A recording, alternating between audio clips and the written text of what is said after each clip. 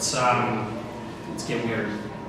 That's what I'm trying to do. So I have one short story. It's kind of an experimental thing, and I have one poem. It's kind of a tongue twister, so I'm going to do the story first. It's called How Was It? How was it? What a question. A question that initially seemed thin or even trite. I wondered, what was it that you wanted to know? How can I take an experience which, like any experience, took me in and remolded me in its own image, changed me irreversibly for having had it, and explain the how of it? How it was. How was it? I don't know that I could say. I feel the question doesn't fit the experience, like a block trying to fit into a triangle-shaped hole. We could try other questions, maybe better suited. Where it was, I couldn't even begin to guess. Who it was, well, it was me. You knew that already. When it was is pointless, as I occupied a space in which time was present, but so meaningless as to have no purpose but to give me a fourth dimension through which to move, to give me an avenue through which I might progress my experience. Time wasn't measured in ticks and numbers, but only vaguely recognized in my own knowledge of having been there before and here now. Why was it? Well, I'd be lying if I said I did not know the answer to this question. The answer is at once so simple that a child would be able to understand, and yet so alien to our understanding of the universe and the question why, that no man would ever be able to produce it without first being told themselves. And I'm afraid to say that the answer is for me to know and for me to know alone. So, what's left? The what, I suppose. I can divulge this, though I can't promise you will find an answer to the how and the what. I was not able to. For 36 long days, I've pondered your question. Our archaic understanding of time passing in measured numbers returned to me as soon as I stepped foot back on Earth, seeking answers to how and the what and the why and the where and the who, and the damn how still eludes me. But here is what, to the best of my ability. Do with it what you will. What was it? So very many things happened. I'll tell you some of them. First, I danced with the star children. They found me floating aimlessly in the void. They told me my actions in the void were dictated by my thoughts and behaviors in reality. In this way, they explained that the very way I lived on Earth, the lack of purpose and meaning which I placed in each day, had physically manifested itself onto me in the void, and I was rendered helpless, destined to float from place to place like a stray balloon. They taught me to move in... Hold on one second. They taught me to move in the void. At first, my motions were jerky and uncoordinated. I think I most resembled a puppet on strings, hopelessly fumbled about by a novice puppeteer. I think I resembled this. My memories are hazy. But I learned. And before even an aeon of trickled time had passed, I was navigating the void like a fish through water. And the star children taught me how to dance, and finally I felt graceful. I danced through the void with the star children and knew what it was like to live a life dedicated only to the beauty of movement, using my own will to bend my body into beauty, into emotion, into communication. And though I lived several lifetimes with the star children, I never danced so gracefully as them. And at the end of my 8th life, they sent me on my way, as is custom with the children of Mother Cosmo. They hoped the grace with which I moved through the void would return home with me, would guide me in life to keep me from floating aimlessly, and I hoped the same. I danced away. I danced into the ocean. Not any one of the multiple oceans that you know, but rather the ocean, a singular entity of salt water that encompasses every ocean on every planet. A fish too heavy to swim was dropped into the ocean, and I dove and spoke with it as it sank to the bottom. It told me that the ocean had been thought of as a concept on Earth by a small Prussian boy in the 18th century. As the fish continued to sink deeper and deeper, dragged down by its weight, it explained that the boy had thought of the ocean so hard that it came into being, and had since occupied a physical space somewhere just beyond the borders of the void. I wanted to ask more, but the fish was sinking too deep, and I needed to breathe. As I swam my way up, however, I glimpsed something tempting below. Atlantis, I thought. I breathed into the cool air, paused for breath, and plummeted down again. Down and down I swam until I reached the streets of a dead, forgotten city. Fascinated, I swam farther and farther, exploring alleys and entering buildings and climbing to the tops of tall towers. More and more urgently I needed to breathe, but so fascinated was I by the sight of the fabled place that I could not surface. Atlantis had been thought about hard enough that it became as well, I supposed. It was my last thought. In the middle of the city marketplace, harboring fantasies of this corroded, crustacean-infested ruin once teeming with life, I drowned. I died. I met God. He conveniently popped into existence only seconds before my death. He wore white robes, had a white beard, and was, by my estimate, probably Puerto Rican. He explained to me that he had infinite knowledge and wisdom, was all-seeing and all-encompassing, but had never been around until just now. He asserted he was not responsible for life or the universe or people or anything at all, really. He was only just getting used to existence himself.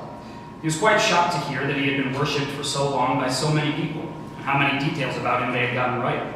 He divulged that he had in fact planned to name his first son Jesus.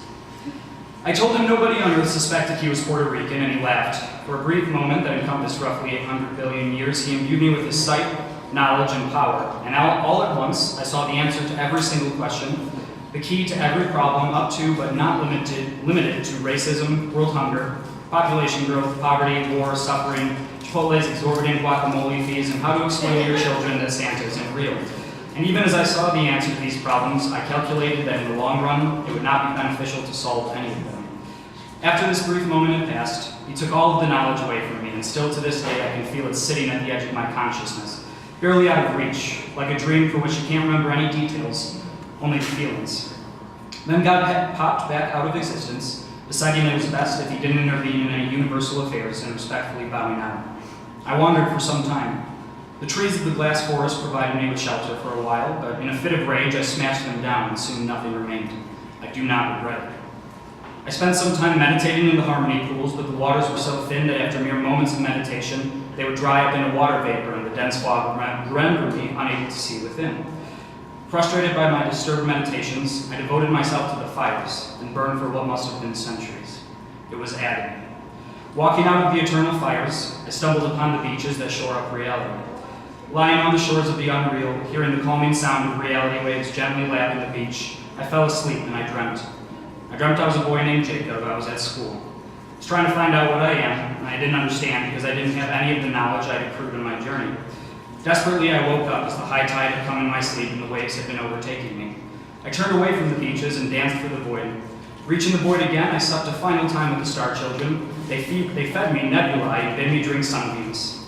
I said one last goodbye to them and danced until I reached Earth. And as I returned through the atmosphere, I found my movements harsh and clumsy once again. I could not dance with this weight. I had grown unaccustomed to the sky pushing down on me, to all of these things pushing down on me. I don't know that I'll ever grow accustomed to them. I don't know that I'll ever dance again, not like before. But one way or the other, I returned, and here I am. And that is what it was. So, I'm curious as to what you think. How was it?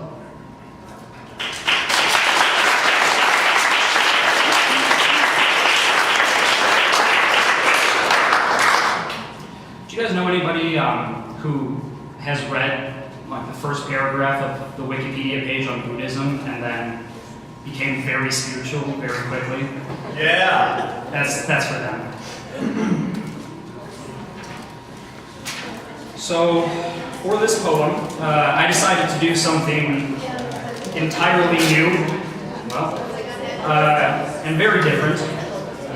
And I wrote a poem that rhymes clock with talk, believe it or not. So, here it is. This is called Pocket Watch. Grandpa Fred's pocket watch won't shut the hell up. Tick, tick, tick, tick, tick, tick.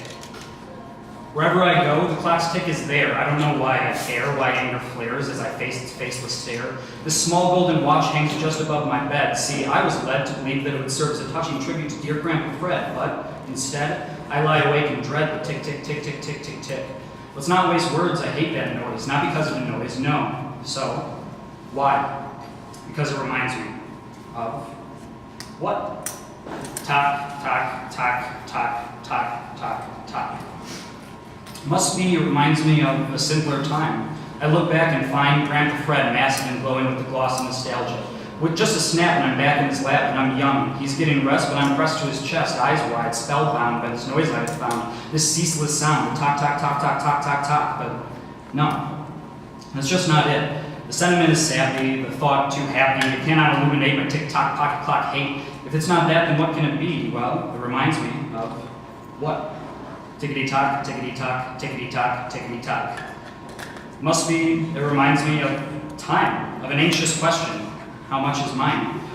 We've been fraught with depressing thought. Oh, how we slowly slip away. I've kept death at bay, but can I do it for another day? When I reach my end, it would have been worthwhile. When life gave me my inch, did I take my mile? That watch, that noise, that's my fear that I hear. Terrified of the gears that turn seconds to years. That watch, that noise, time runs its course, and I'm frightened of the force that pushes the tickety-tock, tickety-tock, tickety-tock, tickety-tock.